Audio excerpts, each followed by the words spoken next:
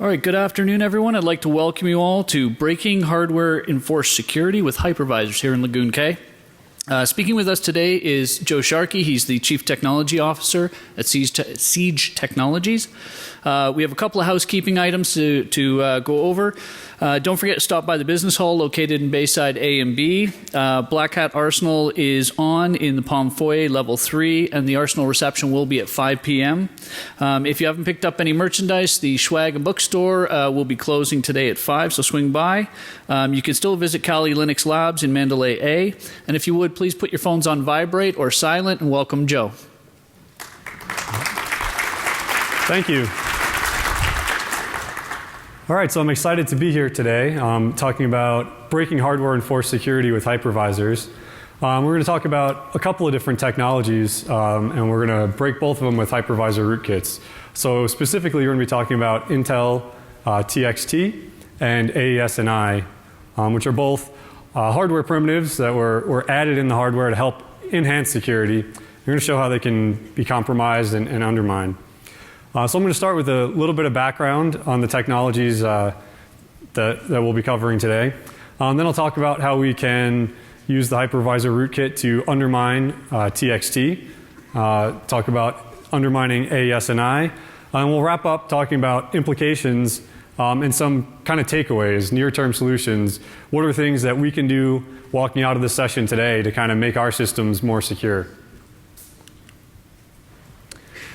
All right, so I'm going to start by talking about dynamic root of trust measurement, or DRTM. So DRTM has become the trusted computing paradigm for servers, laptops, PCs. So this is called dynamic root of trust. The alternative is static root of trust. That's what we see on like iPhone, gaming consoles, things like that, where it's like one vendor that controls all of the code, controls the hardware, and they can check digital signatures of every piece of code that executes on that platform from like the very first instruction all the way up and through. The problem is that paradigm doesn't work very well for a PC style platform because it's not all controlled by one vendor, right? There's a lot of different components in there. You've got the motherboard with BIOS. Maybe it's an Intel motherboard. BIOS was written by Intel, but it was modified by your OEM, right? Adapted by like Dell, HP, Lenovo, whoever. And then you got video cards, network cards. They all run firmware too. So collecting the signatures of the right code for all of that just becomes an insurmountable problem. So Intel came out with this alternative of dynamic root of trust. Allows you to establish this root of trust some point later in the boot process. So it doesn't have to be from the first instruction. And the assumption is that at the time you're starting or launching this process, system could be completely untrusted state.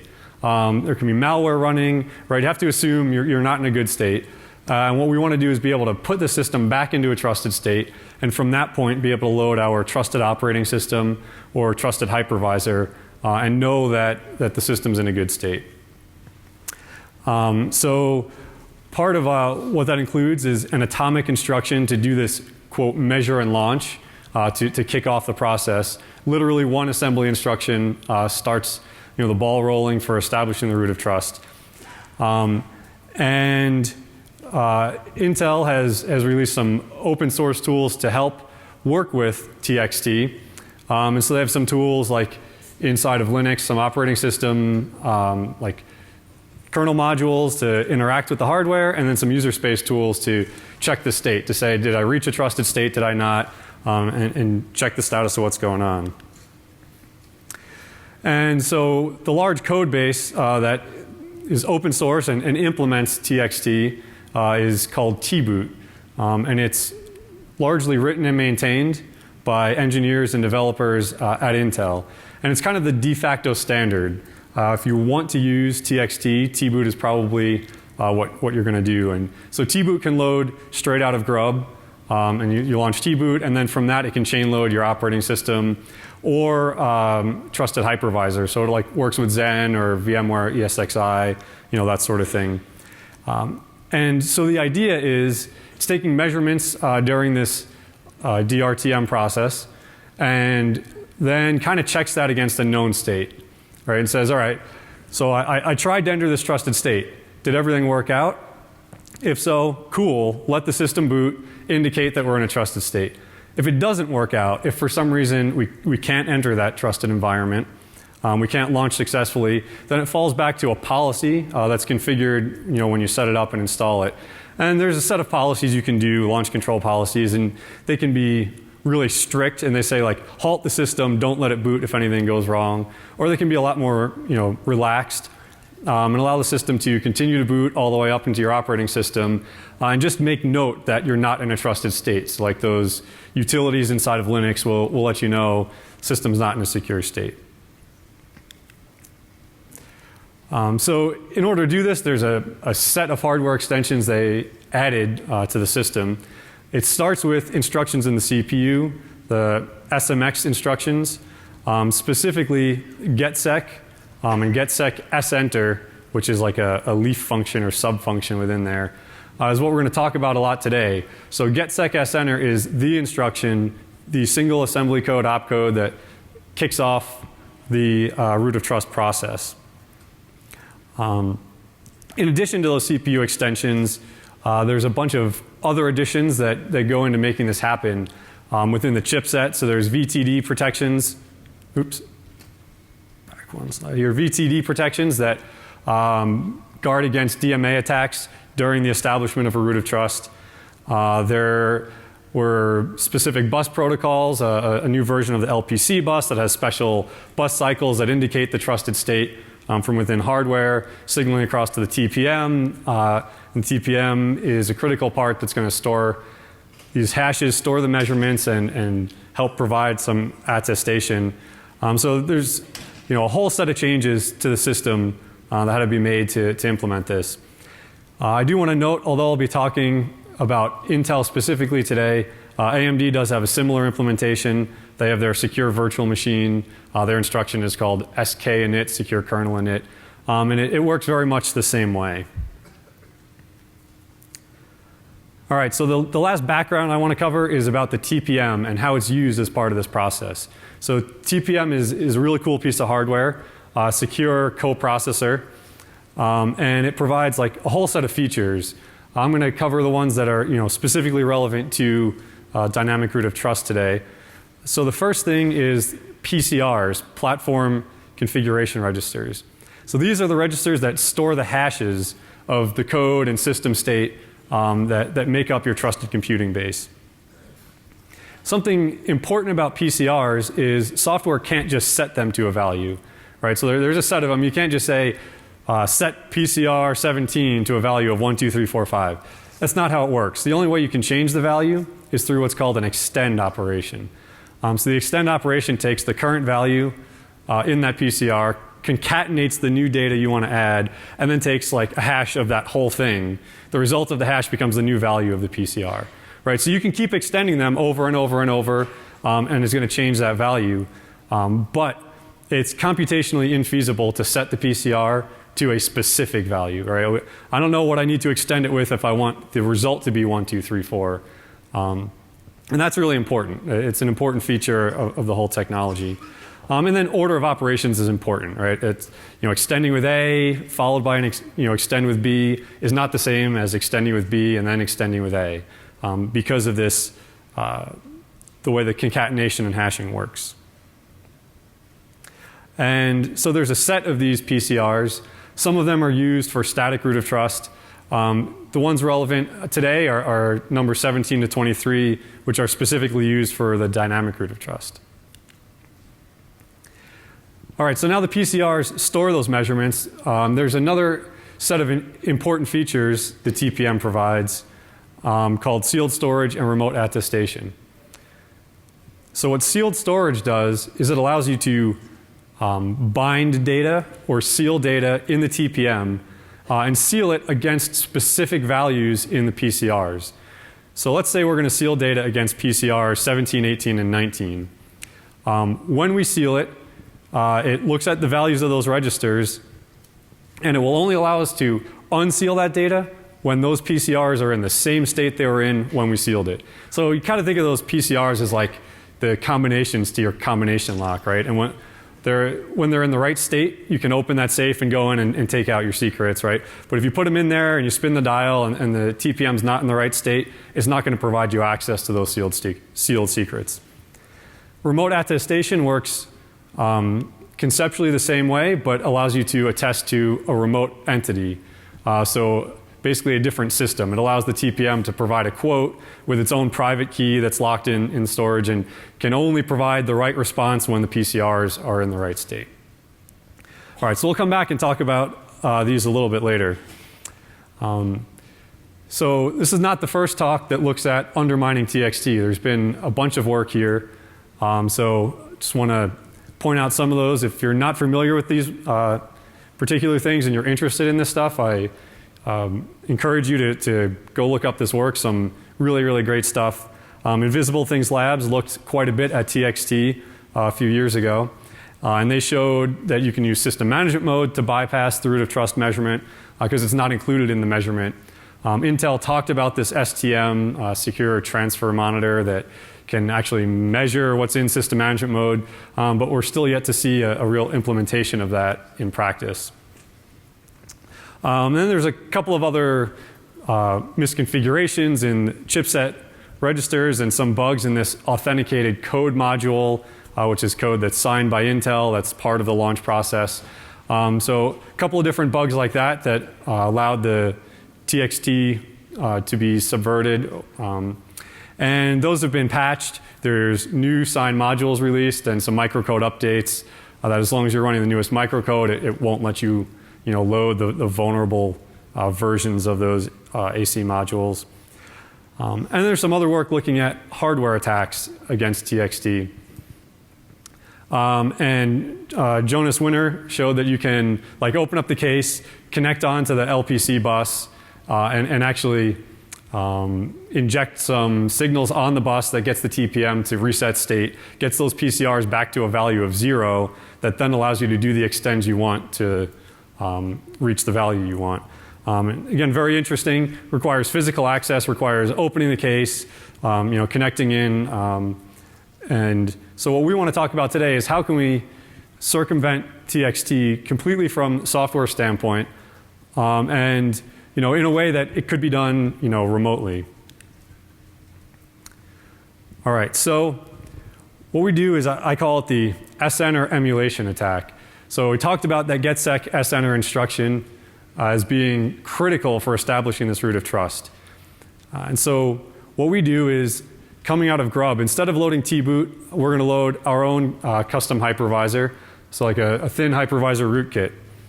And our hypervisor is going to virtualize all of the SMX instructions. It's going to provide a virtual TPM so that the rest of the software on the system can actually talk to the physical TPM. And it's also going to virtualize the whole TXT memory mapped I/O space. So all of the chipset features that are queried to check the status, we're going to virtualize all of that. And pretty much then we're going to lie through our teeth, right? So we're going to intercept what tboot is trying to do, lie to them about the state, tell them, yep, everything is cool, go ahead and boot. And during this whole thing, they've never actually run getsec SNR on the hardware. They've never put the hardware into a trusted state. And they've never really unlocked any of those secrets out of the TPM.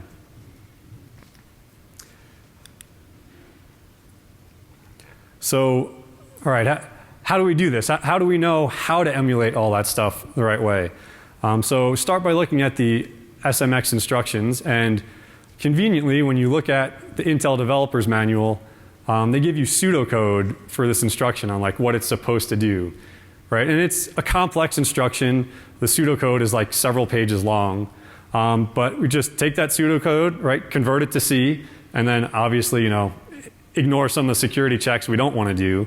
But that allows us to emulate the instruction in a way that's close enough to what the real hardware does that tboot is fooled, but skipping all of the important security stuff it's doing. So then there's this authenticated code module that's supposed to be the first piece of software run. And so we have a couple of options with the hypervisor rootkit. And I actually was able to implement it both ways. We can run that AC module inside of a virtual machine we control and kind of let it execute and filter out some of the operations it's doing. But we also found we can just skip it altogether. There are some side effects of doing that. The AC module is supposed to put the chipset back into a trusted state. It's supposed to go through all of the important hardware and initialize it properly. But we're actually able to skip that, and T-boot doesn't know the difference, and Linux doesn't know the difference. And we emulate all interaction with the TPM.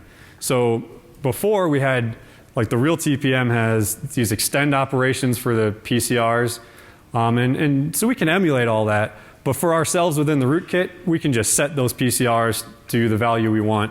And then when someone reads the values, we can return what they expect it to be, and never let them talk to the real TPM. So the bottom line is the software on the system really believes it's in a trusted state. It believes that the DRTM measured launch succeeded. So it doesn't matter what launch control policy you set at that point. Right? You can have the most restrictive policy telling the system to halt, not continue booting if something goes wrong. It doesn't reach that policy, it doesn't invoke that policy because it doesn't believe anything has gone wrong. It truly believes the system is in a good state.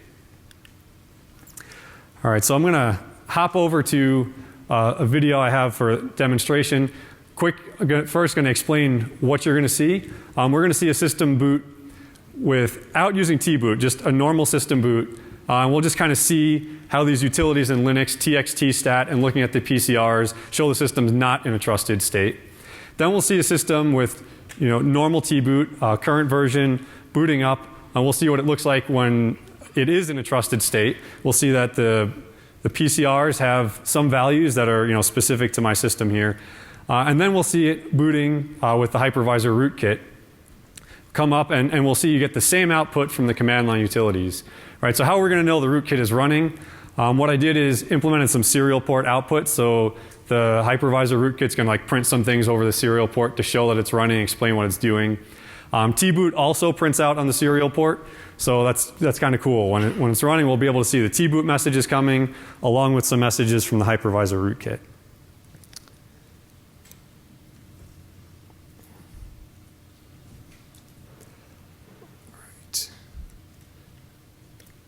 See.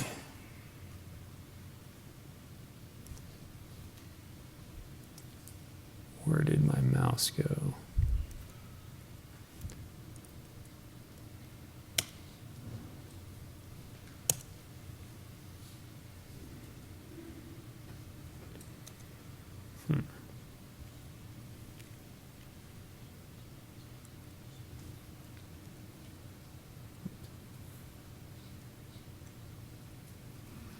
All right, there we go.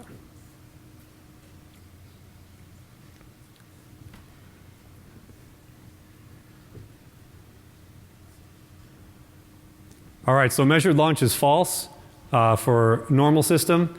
We can see PCRs 17 through 23 are initialized to -1. Now let's see what it looks like launching T-boot. And we can see T-boot prints a bunch of messages across the serial port as it boots, explains what it's doing, shows some measurements. Now when we run TXT stat, we see measured launch is true. And if we look at the values of the PCRs in the TPM, we'll see that PCRs 17 through 19 have values that were initialized by T-boot. So now let's run the rooted T-boot. This is going to launch the hypervisor rootkit first. And we can see some output from the hypervisor rootkit. Then it's going to launch T-boot, and we'll see messages interspersed there between T-boot and my hypervisor rootkit as it's emulating those operations. We see all the TPM access is being completely emulated. Linux finishes booting, and now we can come in and run TXT stat, and we can see it says measured launch is true. And if we look at the PCR values, they have the same values as before. So to show that, ran diffuse, and kind of hard to see all the numbers there, but you can pull up the slides afterwards and take a look at it. And it, oops, a little bit too far. There we go. But what we have is the same exact values. So as far as the software on the system is concerned, we're in the same state that we were with regular tboot, right? So completely undermined the root of trust here.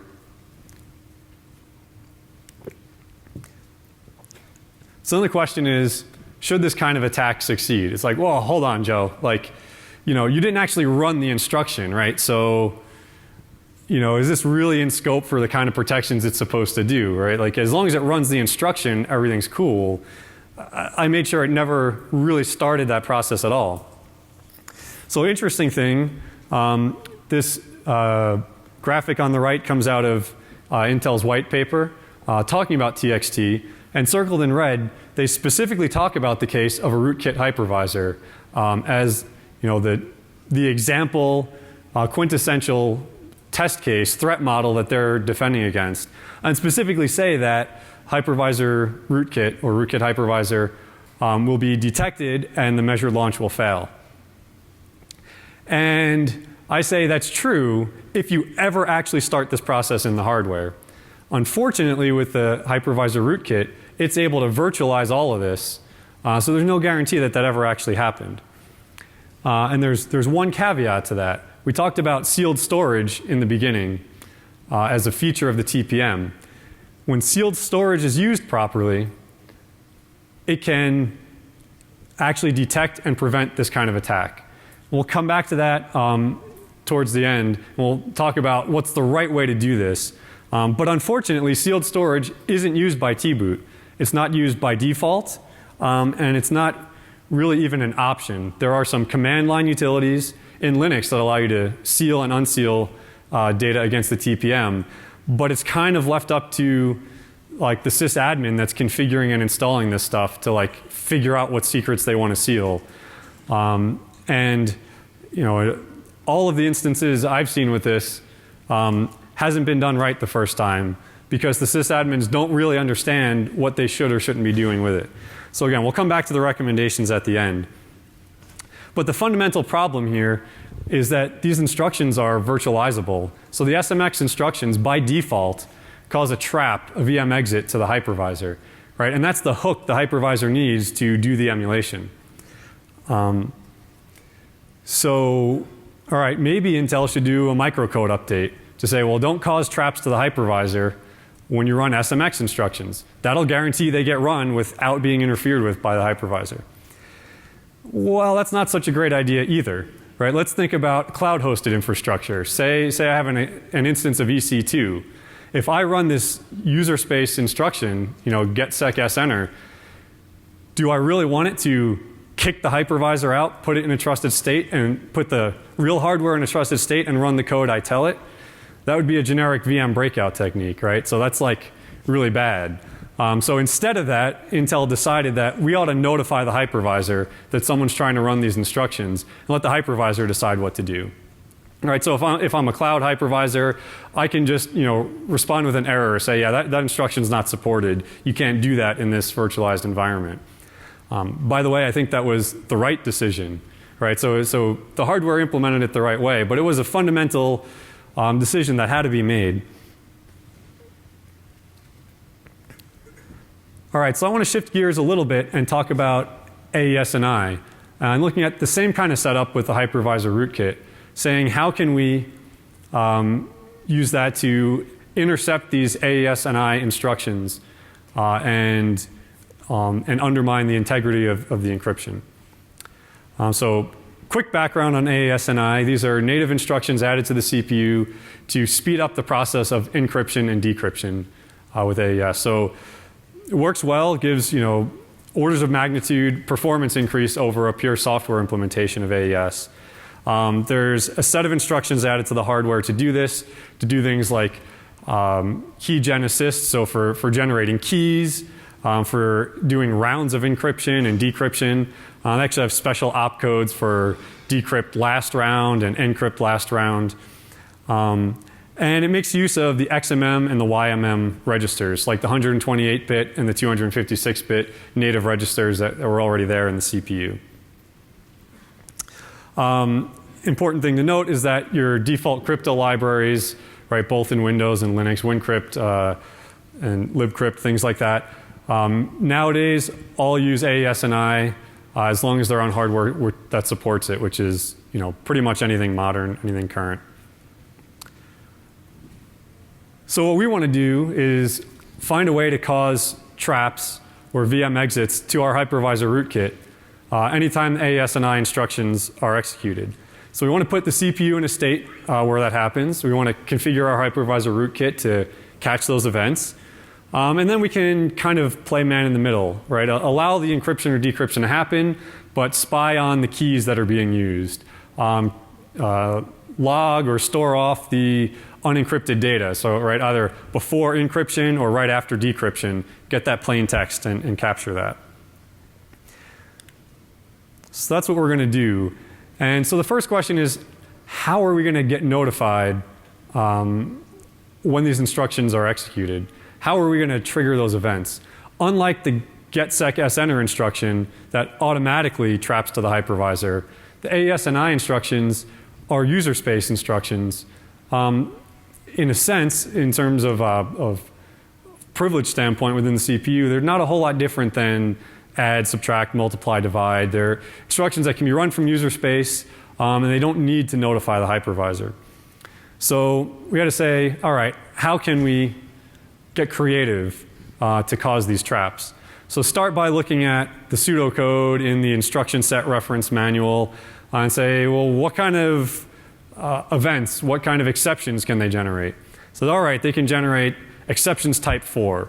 All right, let's flip a few pages in the instruction or the Intel manual and go and look, and we pull up this table on what exceptions type 4 means. And there's a bunch of rows here, a bunch of ways they can generate exceptions. Some of them have to do with the values that are in the registers at the time the instructions are executed. Okay, those aren't super relevant for us. Hypervisor doesn't control the operands that the software is using. But then there's a couple I circled in red that are dependent on the state of the CPU, specifically bits in the control registers. Well, that's cool. The hypervisor can manipulate the control registers and has free reign to do so. So that looks interesting. Let's try that, right? So digging down a little deeper, looked in control register 4 specifically, and the bits that we end up toggling are the ones that turn on or off the XMM and YMM registers. So for backwards compatibility, you can turn off those registers, right, so that older software runs like it normally did. When you want to enable access to them, you have to set these bits to turn on those features. It allows those opcodes to now exist, and the system is happy. So what we can do is turn those bits off, and that will cause any instruction using XMM or YMM registers to cause an undefined opcode exception. And then, cool, we can use the hypervisor to configure the system to route those exceptions to the hypervisor instead of to the kernel. Bam, now we get notified when these instructions are executed. Important to note, in this case, we get a bunch of other stuff too, right? A bunch of vector computations, anything using XMM or YMM registers. So we got to do a little bit of filtering based on the opcode when we're doing our logging. And so if we look here, an example for OpenSSL, put together a quick example of generating a key, encrypting text, and then decrypting it, right? So we're kind of running through that whole life cycle. And on the left-hand side, we see the serial port output from our hypervisor. And on the right-hand side, we see the output of the OpenSSL script that we wrote. And so the first thing we see from the hypervisor output is the AES key gen assist. And not sure how well you can read it in the back, but one of the operands to that, the value directly in one of the XMM registers, is the actual key, the AES key. So that's kind of cool. We don't have to go looking through memory to find this, right? It's just handed to us directly in a register, directly in the operand for that instruction. Okay, so we can make note of that. We let it go ahead and do its encryption, and then do its decryption. And then the next thing I'm pointing out here is AES decrypt last. So it does multiple rounds of decryption and can be configured. AES can do different block modes and things like that. Don't have time to get into all of those details here right now, but bottom line is when it gets to the last round of decryption, we can look at the result coming out of that computation. Again, that result is provided directly in a register, so we don't have to go around poking in memory trying to find it. It's right in a register, so we can make note of that result. And then a few instructions later, we see the XOR go on, and the XOR takes this initialization vector that OpenSSL used as one operand, the output of AES decrypt last, and the result is actually the bytes of our plain text secret message that we had provided. So this is pretty cool, right? We don't have to go searching around memory for keys. We can grab them during like key genesis. We can grab round keys directly out of the registers when it's doing rounds of encryption or decryption. We can even grab the plain text right out of the registers. So what's the catch, right? Like, sounds a little bit too good to be true. And the bottom line is it's performance, right? Because we couldn't route just the AES instructions, we end up with a bunch of other stuff. There's a performance impact on the system in this case. My proof of concept here was not optimized, right? Something I put together in about a week and a half. And the performance impact is noticeable. The system is noticeably slower to the user. Could it be optimized? For sure, right? Could spend a lot more time, try and minimize the performance impact, try and do more efficient filtering and things like that. But at the end of the day, you're still going to incur the penalty of these context switches to the hypervisor and back for more instructions than just what you're looking for. But it is possible to do. All right, so now let's talk a little bit about who's affected by these types of things, by undermining AES-NI and TXT. So there's a variety of systems that use AES-NI for sure, desktops, laptops, servers. But when you put these two sets of technologies together, cloud infrastructure is the one that kind of is impacted the most, right? So just as like a thought exercise here, what if somebody gets into the cloud infrastructure, either uses like a VM breakout technique, right, and gets execution in the hypervisor, or maybe a malicious insider that works there and kind of loads some code on, and bypasses the root of trust, makes some changes to that hypervisor to add some malicious bits in there, and then decides to start snarfing up all the AES keys from everything going on, right? That means everybody that's connecting in remotely, using VPN, using SSL, maybe using disk encryption to store their data securely in the cloud, they could be at risk. And I do want to note that the techniques that I'm talking about here are not operating system specific. So I talked about some Linux implementations, but what we're really doing is architectural. It's based on the way the architecture works. We also have it working and have demonstrations on Windows as well. Same code base, no changes, right? It's hypervisor rootkit. It's not dependent on the operating system.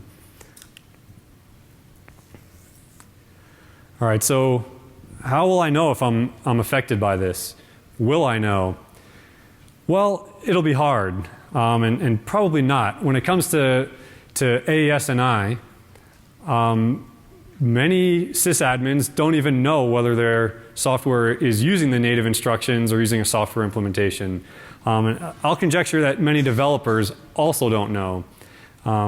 In pulling together my proof of concept here and doing this research, I was like, all right, well, let me find an interesting test case to start with, right? What's going to be the easiest thing that I know for sure is using AES-NI?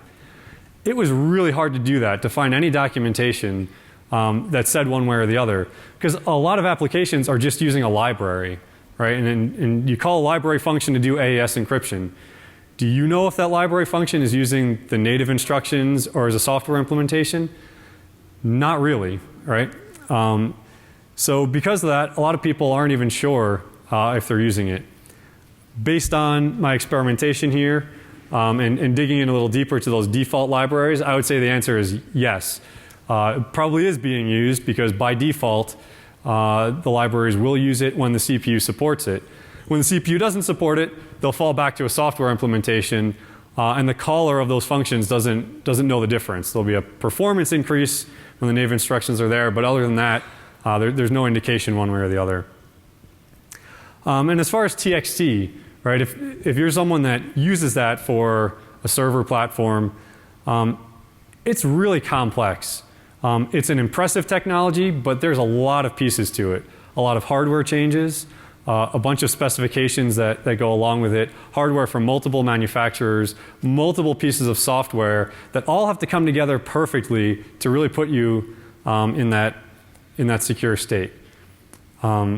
So let's move on and talk about what we can do about it. What are some steps we can take to protect ourselves against these kind of attacks?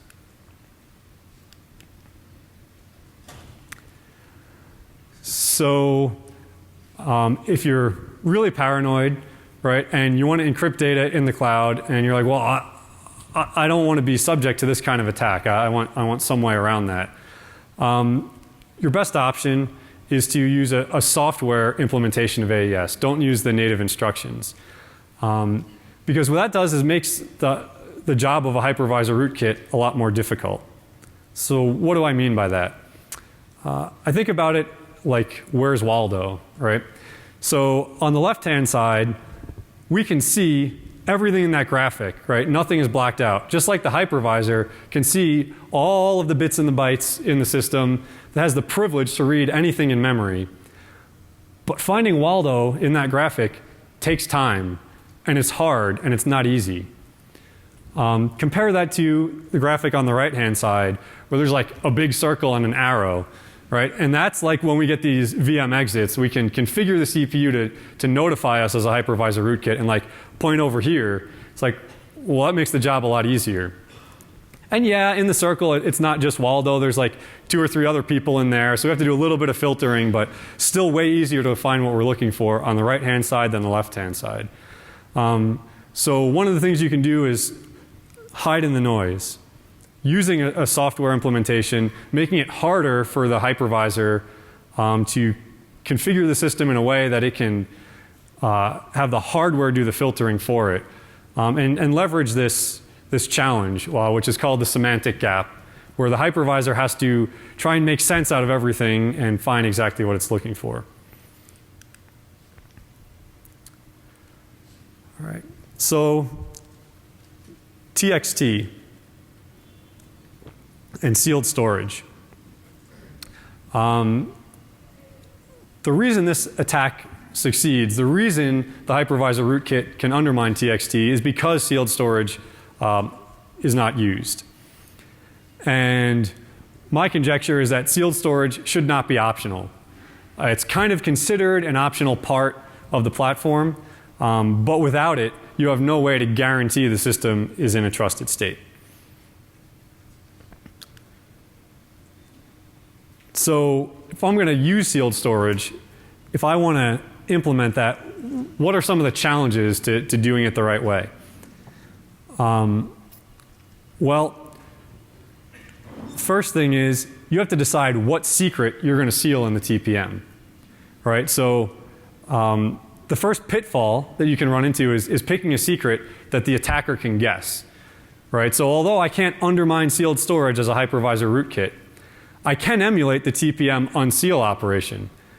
It's just that the real hardware, the real TPM, is not in a state where it will release its secrets to me. I'm letting software talk to a virtualized TPM. So if I don't know what's locked in the vault inside that TPM, then I can return some data to you when you say TPM unseal, but I'm not going to have any way of knowing what that data should be unless you chose poorly and I can guess what that value is. If I can guess that value, I can return it and you won't know whether it came from me as the hypervisor rootkit or from the real TPM. So you want to pick something that, that can't be guessed. Okay, so that's number one. Number two, you want to make sure that the value that you're storing there isn't kept like around at runtime. Because if I compromise your system at runtime and I can find that secret in RAM, in memory somewhere, and I save it off, then I can also report that back to you on the next boot and again undermine the root of trust.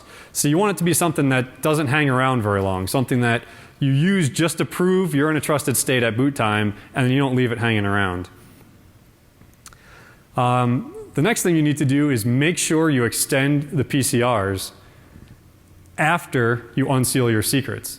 So again, if you think about it as like the combination lock on the safe, right? If you open the safe, take out your secrets, and you leave it open, I can walk in behind you and I can just do TPM unseal myself, and I can read the secrets right out of the TPM. And this is a common pitfall I've seen as well, where do everything else right, and you pick a value that they're not going to guess, and you don't store it in memory, but you didn't do an extra extend on the PCRs after you extracted the value. So the attacker can just go right back to the TPM and read it out. So make sure after you read the value out, you do another extend on one of those PCRs, which is like spinning the dial on the lock of your combination lock. Yeah, and again, so the bottom line is be careful about what you're sealing in there and how you use those values.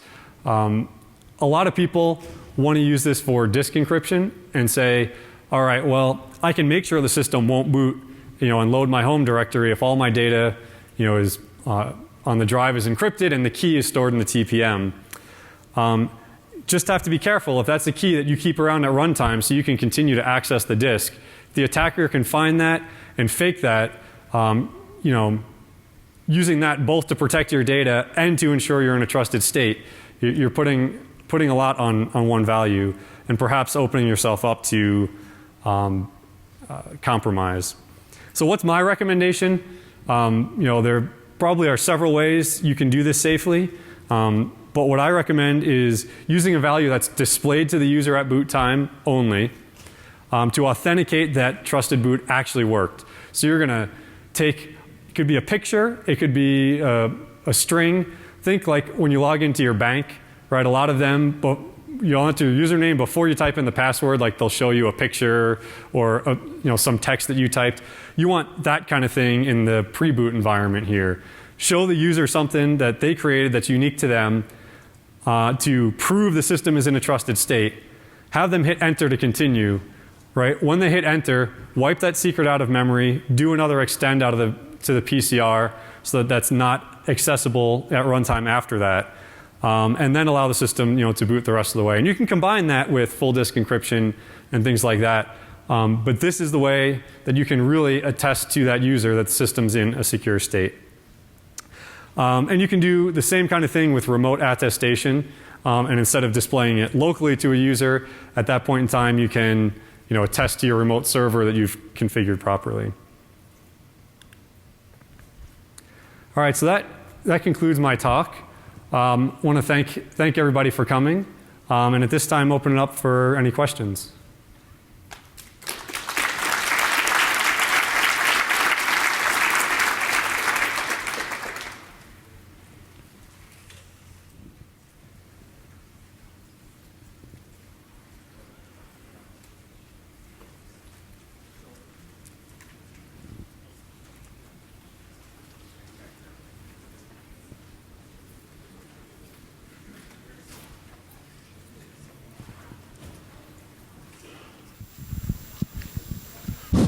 Hi. So out of 100 sysadmins or 100, how many people will know this?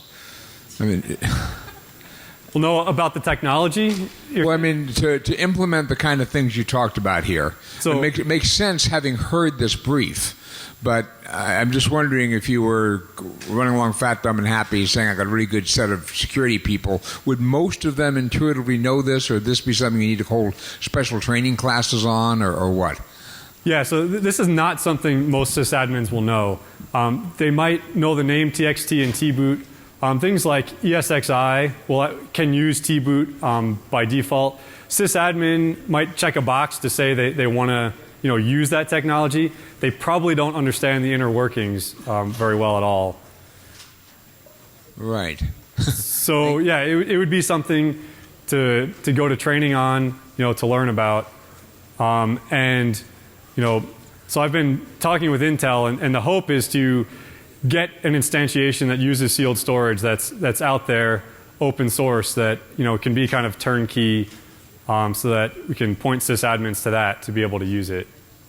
And the hypervisor you talked about, a hypervisor root is something routinely available that most attackers would know about.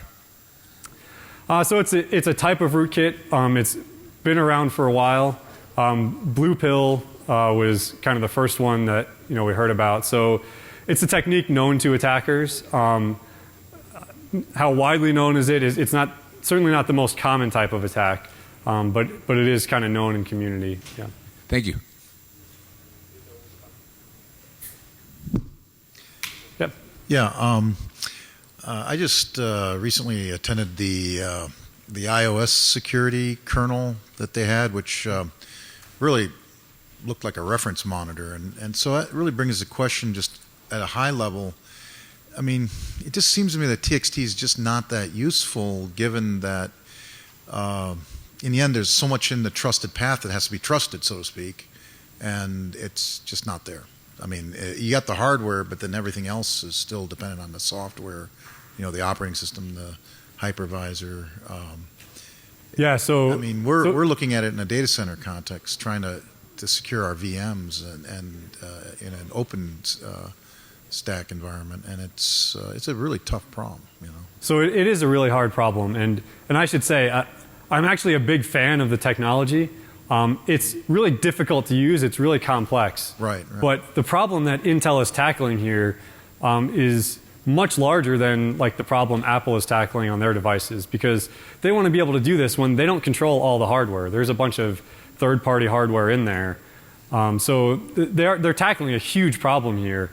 And I think what we have are some good tools for the job, but there's still some work to bring it up to a level that makes it easier and safer for people to configure and use. And I think large data centers is really where this makes the most sense, because there's enough value there to spend the time to get it right. As compared to just my laptop, it's probably not something most users are going to play around with for a single laptop, but for some critical cloud infrastructure and things like that, it's worth the time to get an implementation that works and that's right. And even though it's complex, there's a lot of moving parts, there can be a huge benefit when you do it the right way. Yeah, I mean, I can see that there's some benefit here. It just seems like it's not enough, really. I mean, you need a secure processor. You need some way of reaching back into the I/O and controlling the I/O of the the hypervisor and I guess the interrupts and all that stuff. I mean, I think there has to be a little bit more. Well, I mean, iOS I think went a long way with their work. I was really impressed. So this seems like just too small a piece. So, but I understand what you're saying. Yeah, it's better than nothing. So. All right. Yeah. Thanks. I had a question about the AES-NI hijacking. Sure. So you're manipulating the bits in the control register, if I understand correctly, to turn off the XMM and YMM. Is there a way that the higher level OS that's being hijacked can check those control registers, or can the hypervisor just lie about those values? Yeah, so the hypervisor can lie about those values. It's actually kind of inherent and an easy thing to do in order to support multiple VMs with different settings. Like hypervisor inherently has the ability to have one set of values in the hardware and a different set in what's called a read shadow. So when the guest operating system reads the register, they can see one value, but it's different than what's really in the hardware. So that's how we implement it. So when the CPU checks for support, it thinks that it's there and it's turned on, but it's actually not. Okay, thanks. All right, and I think with that, I'm out of time. I'll be around. I'll be out in the hallway. If anybody has other questions, happy to talk to you then. Thanks again for attending.